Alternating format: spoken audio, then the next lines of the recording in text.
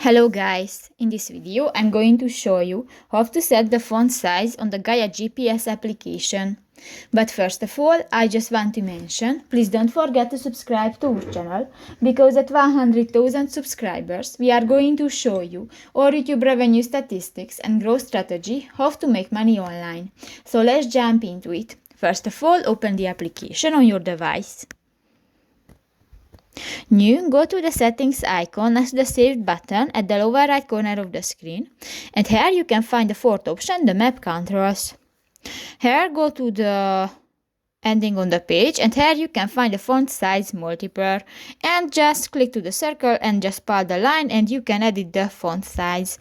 And for example, just take it and done. So that's pretty much it for this video, guys. See you in the next one. Bye bye.